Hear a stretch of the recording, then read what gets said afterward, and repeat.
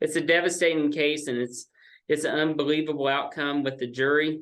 I mean, we respect the jury. Attorney Chadwick McGrady couldn't believe it when a jury in Grand Junction took all of 15 minutes to deliberate before acquitting a caregiver accused in Hazel Place's death. Not guilty on 2 counts for a caregiver who was charged with the responsibility of caring for an 86-year-old Alzheimer's patient. The idea was that this particular caregiver was the least, if at all, culpable in the death. Denver Gazette investigative reporter Jenny Deem couldn't believe it either. She's covered this case quite extensively. I've been doing this a long time, and this was probably one of the worst deaths that I've ever reported on. 2 other caregivers on duty that day have pleaded guilty to felony charges, avoiding harsher penalties in Hazel's death. You have this horrible death that is 100% preventable. Surveillance video documented in a court filing found Hazel wandered into a courtyard of the facility called Capella around 2 o'clock on that June day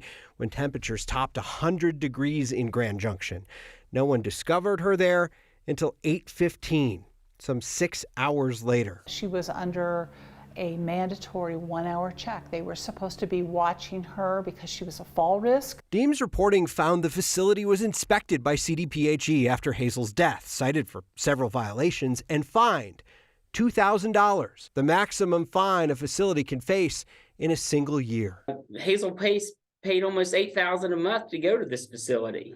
So we're basically looking, at like 1 week of Mrs. Place's payment is what they were fined. So it raises some questions about accountability when something really bad happens in this burgeoning industry.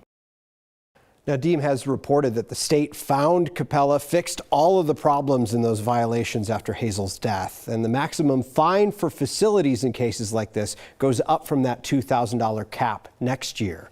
We reached out to Christian Living Communities, which operates Capella, asked for a statement on the situation. They offered thoughts and prayers to Hazel Place's family and the caregiver acquitted in this case. They committed to focusing on safety and well-being of their clients.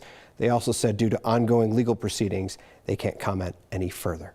It's a hard story, Steve, and we think about the change that has been made, the change that may still be to come, but it seems like change comes slowly. Absolutely, and you got to think about how important this is nowadays, as the highest growing demographic in the census is people 85 and older right now. So a lot more people are going to need facilities like this.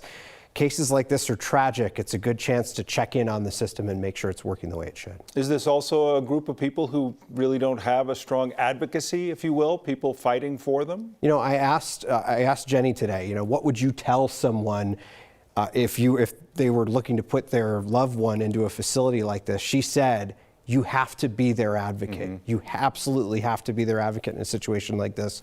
If you see something, report it to the administrator.